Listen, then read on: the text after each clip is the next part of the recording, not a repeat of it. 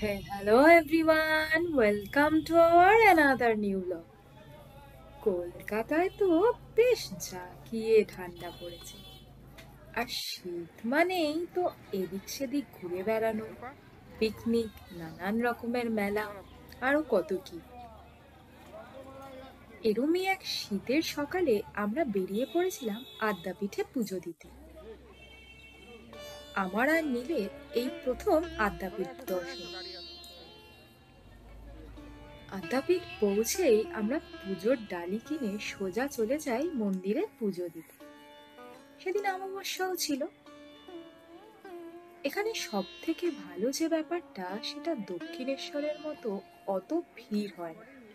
বেশ দাঁড়িয়ে থেকে মায়ের দর্শন করে নাম গোত্র বলে ঠাকুরমশাইকে দিয়ে সাধারণ মানুষও অনায়াসে পুজো দিতে পারে, সাথে অঞ্জলিও।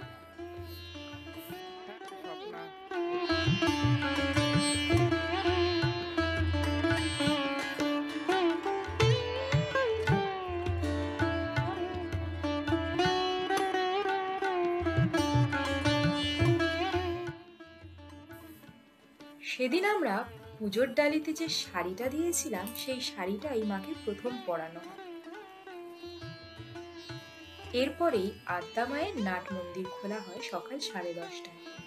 তারপর ভোগ আরতি হয়। এই মন্দির সকালবেলায় 5:30টায়, তারপর 10:30টায়, তারপর আবার বিকেলবেলা 4:30টায় খোলা হয় প্রত্যেক দিনই, আধ ঘন্টার জন্য। মায়ের এই আরতি দেখে কিন্তু মন প্রাণ জুড়িয়ে যাবে, কথা দিলাম।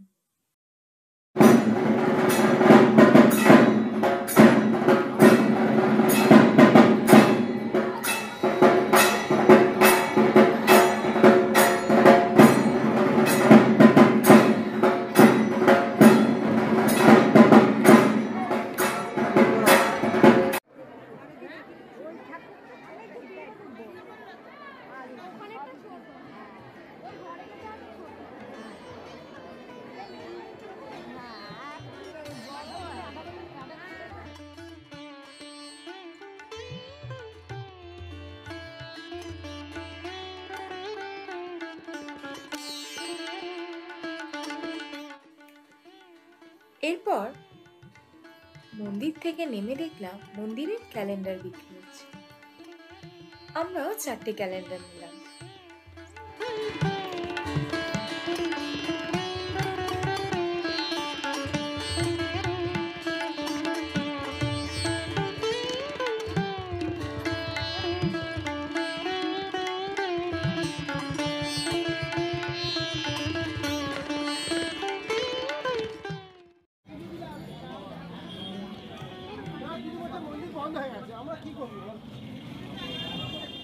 এরপর একটা টোটো নিয়ে সোজা চলে গেলাম দক্ষিণেশ্বর মন্দিরে।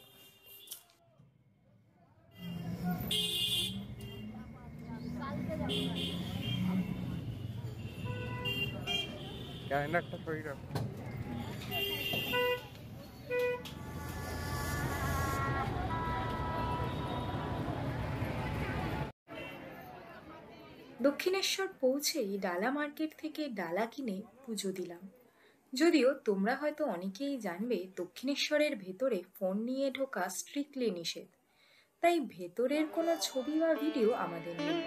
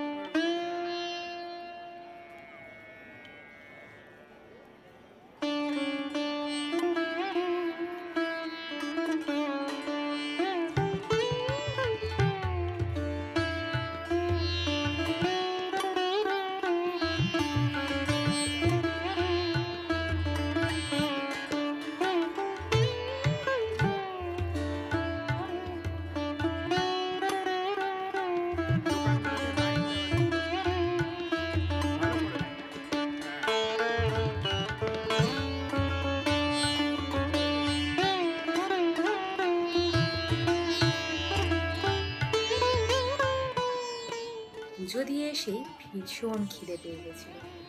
আর দক্ষিণেশ্বরে পুজো দিতে আসা মানে পুজো শেষে কচুরি আর গরম ছোলার ডাল খাবো না তা কি করে হয়? যদিও আগে সেই স্বাদ আর একেবারেই নেই। ওই খিদের পেটে খেতে হয়, তাই খাওয়া।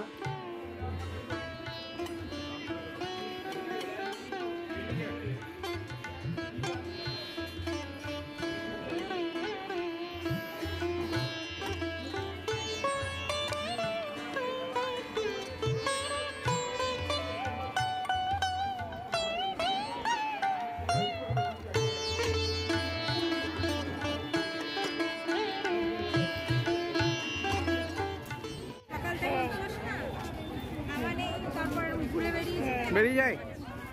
এখন হ্যাঁ? আর ওই বয়স নেই। এরপরে আবার টোটো করে আদ্যাপীঠ চলে গেছিলাম ভোগ খেতে। আগে কুপন কেটে যাইনি, তাই খানিকটা তাড়া ছিল। যদিও মায়ের ভোগ যতক্ষণ থাকে কুপনও ততক্ষণই দেওয়া।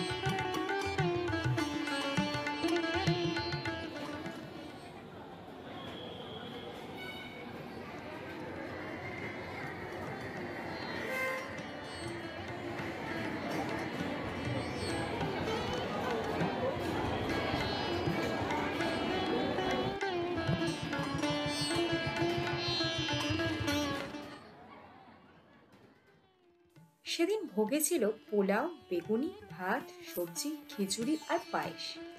আর এই ভোগের জন্য মাথাপিছু দিতে হয় 60 টাকা।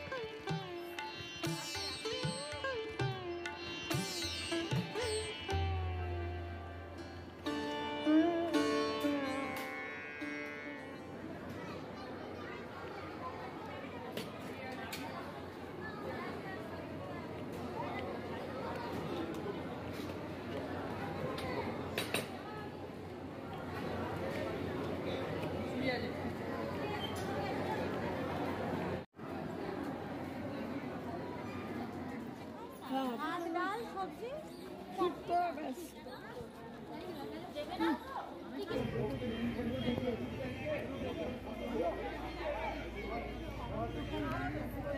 সারাদিনটাই দারুণ উপভোগ করে সবশেষে রওনা দিলাম বাড়ির উদ্দেশ্যে। আজকের ব্লগটা এই পর্যন্তই। দেখা হচ্ছে পরের ব্লগে। Till then good bye, tata.